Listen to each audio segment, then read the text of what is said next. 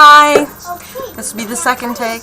I have the fan on because it's hot, so the first round all you can hear is the wind blowing. Okay, so my daughter Isabel, you can see her back there. Or either way, there's two children with hair. Oh, sorry about that moonshot. There she is. She's good. She's doing really well. This September 21st will mark 1 year from her last chemo treatment. So 1 more year from that point, without any signs of cancer, she'll be considered in remission. So we're waiting on that. Other than that, she's doing really well. She has follow-up CT scans contrast CT scans every 3 months, and if anything comes up, we're in there, right? We're in there, we're on the phone, whatever. Her growth curve is really good. They're quite surprised. From the last time I were in, which was 3 months ago, you can see the growth curve had like ...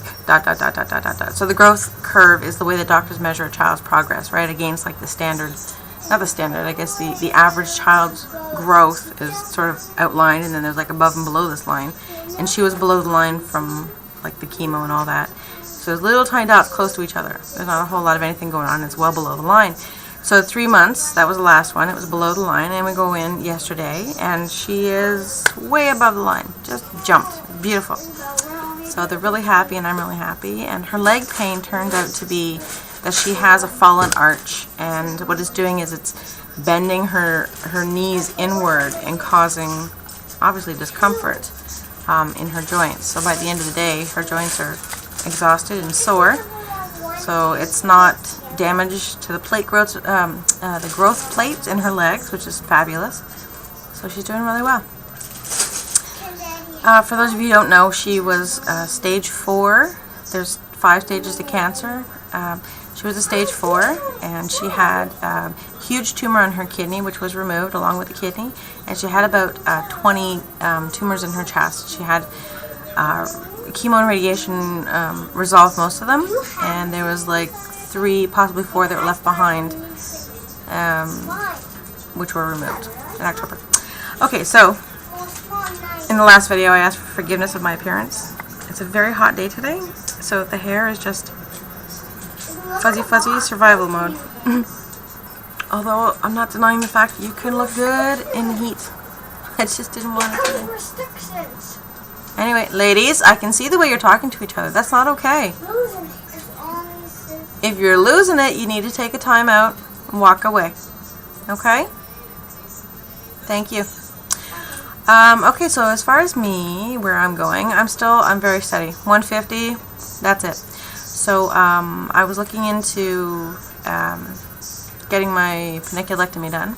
So I went to the website for the Ontario College of Physicians and Surgeons, and I looked up plastic surgeons, and then I made a list of all of them in the area, or that, you know, within distance from me anyways.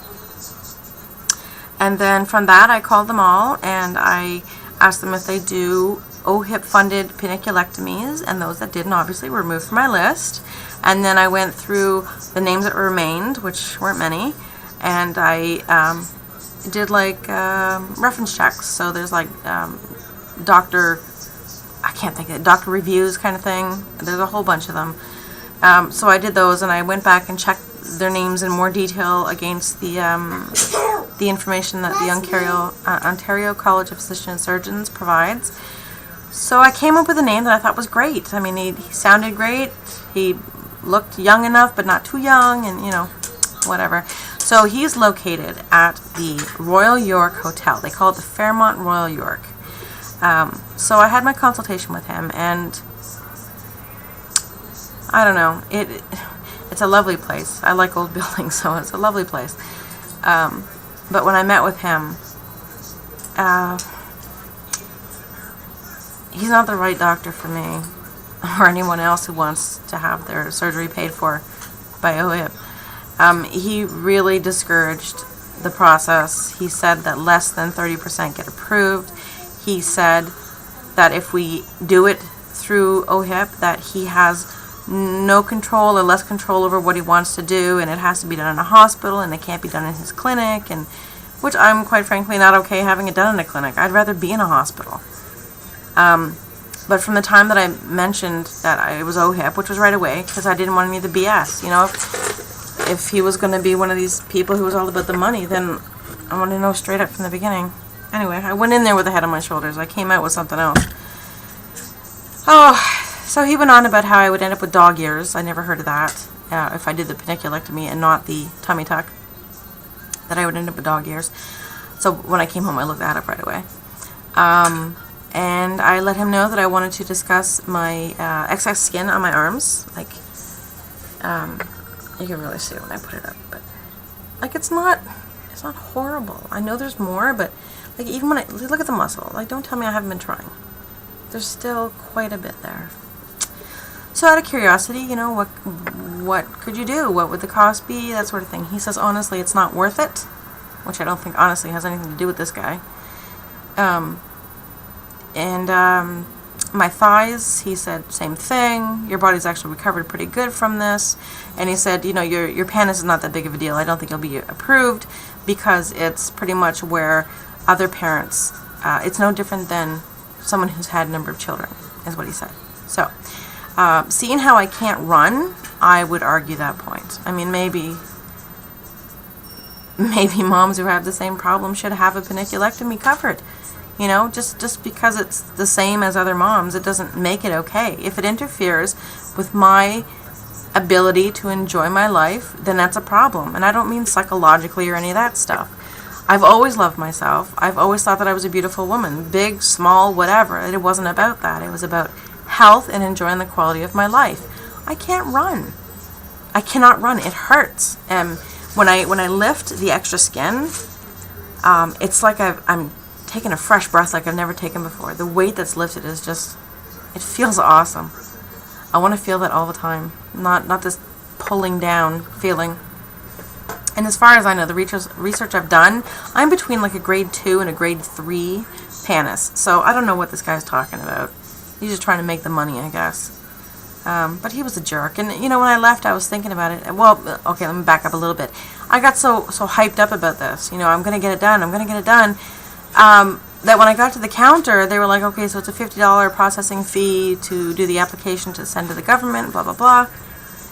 And I actually asked him, I said, is there anything that I can do to help support this application? Maybe I could write a letter or something, or get my doctors to write a letter or something. He's like, no, there's nothing you can do. Like, he's just so freaking disinterested. If I was paying cash, he would have been my best friend. I mean, I was sitting in the waiting room watching him, and he's like hugging and kissing people up who are like handing over the cash right at the counter because they're getting some injection in their face. And these are people he obviously sees on a regular basis because they're all like first name and, oh, we'll see you in a couple months. And, you know, I should have just left right then. Anyway, I came home, I processed it, and no. If it doesn't feel right, it doesn't feel right. And it doesn't mean it's not going to happen. It's just not going to happen with him. And I should listen to that little voice. So I called and I said, do not process the application, and I'm going to come pick up my money. So I did.